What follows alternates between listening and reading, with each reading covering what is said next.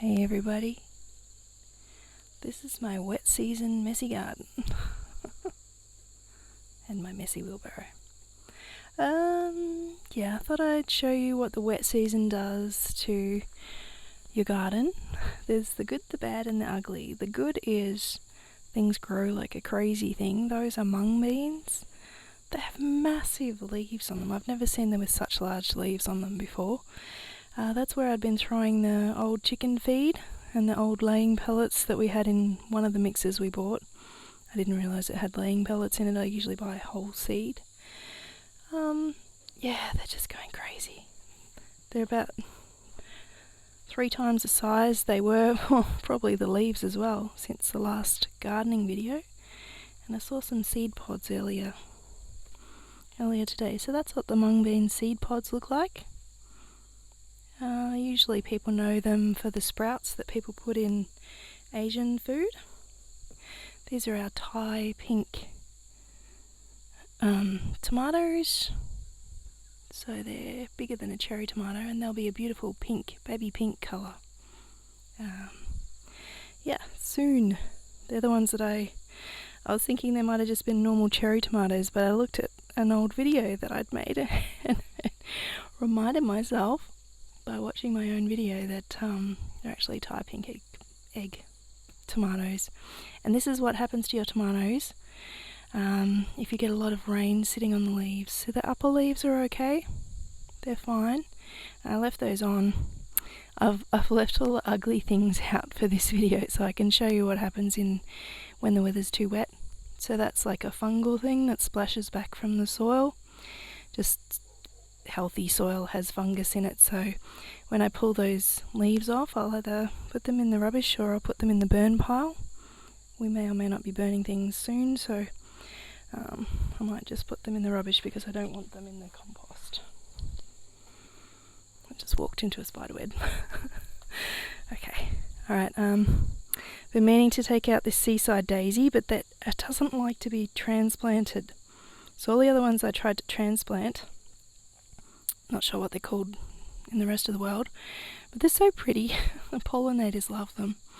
I'll just have to find another spot to plant some because they grow like an absolute weed. And underneath there I'm supposed to have garlic chives. You can just see the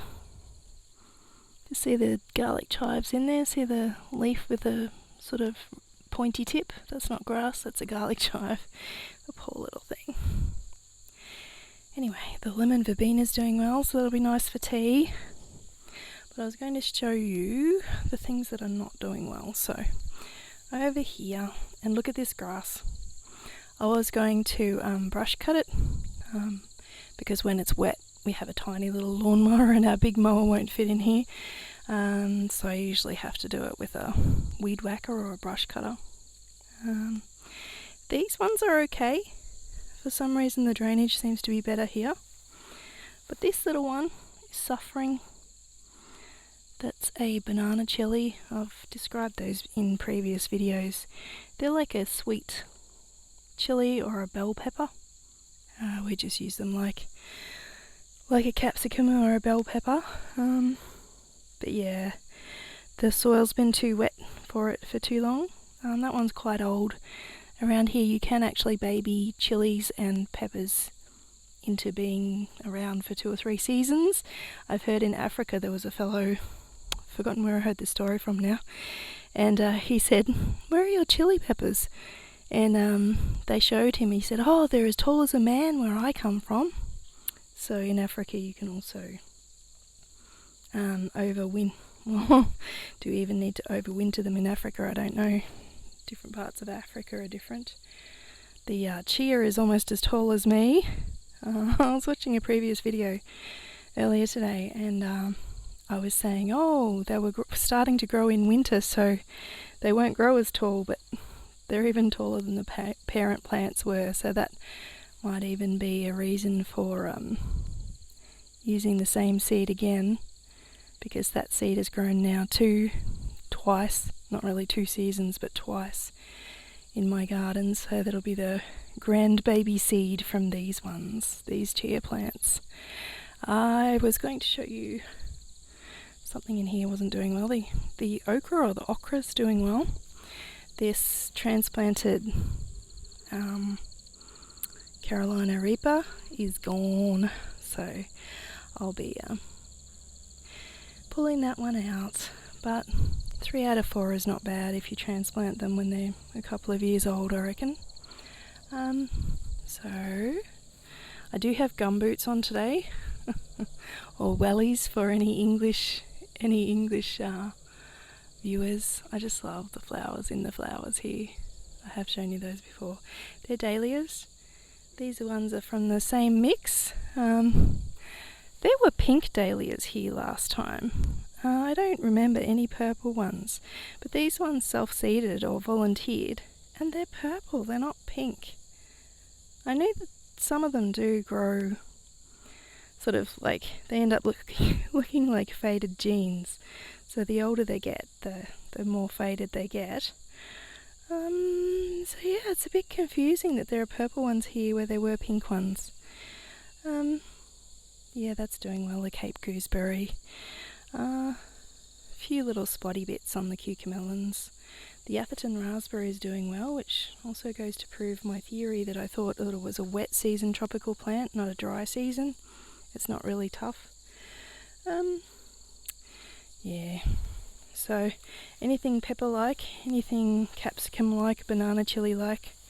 I have a creature that comes to my garden at night that I haven't been able to stop yet. I believe it's a Brushtail possum, and it just likes to chew all the leaves off my banana chilies, chili peppers. Not all of them, thankfully, but yeah, I lost one here the other week, which I think I showed you. This Cayenne seems to be doing okay in all of the wet weather. Got some nice fruit ripening there. So yeah, there was a tomatillo over here. A few yucky leaves on the scarlet runner bean, the 7-year bean, but I'll take those off.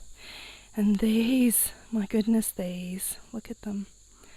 Little tomatillos. So they're in the tomato family as well, and they have not liked having their leaves wet all the time, and I think I might lose those, which is sad because they were huge and they had flowers on them and they're doing so well.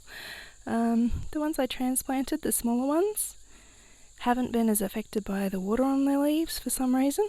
Perhaps they're in a growth phase and they're a bit tougher, I don't know.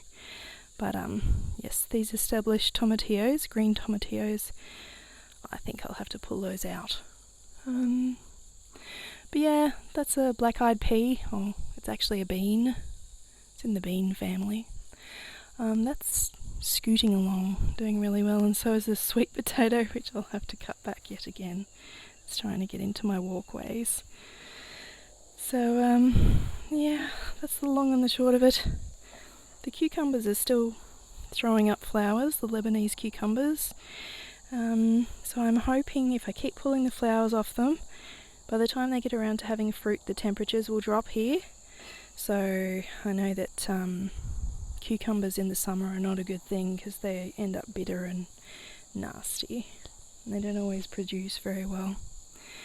So anyway, that's my, well, I was going to say weedy, but I think I've kept on top of the weeds in the garden beds. It's just along the ground, everything's just a little bit ratty. And so I'll whippersnip the pathways. It'll look much nicer the next time you see my garden. And that's just the crazy wet season. It's near the end of the day, it's not so hot.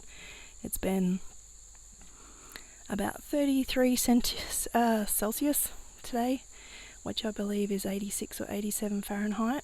But we've had 80% humidity, and yes, that's just really sticky. So I've spent a lot of the day, we don't have air conditioning, but fans are good. Spent a lot of the day inside sorting out the next lot of seeds to plant for the dry season, which here is like winter in New South Wales, really. So it's dry, it hardly ever rains, and it is cold overnight, but it does warm up during the day to about plus or minus 20 degrees, which sorry, I don't know what that is in Fahrenheit. Yeah, but that's the garden as it is in its crazy wet season, huge growth season, and it just doesn't stop raining. We've had so much rain.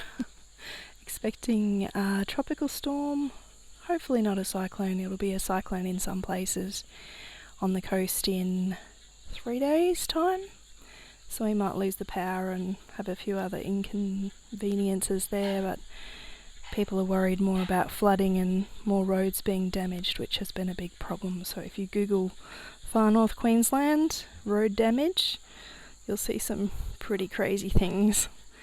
But anyway, hopefully it won't be too much worse, and we'll all just pull through and help each other, and everybody will throw resources where they're needed. But that's it for today. Thanks for watching. Hope it was interesting for you. Have a lovely day.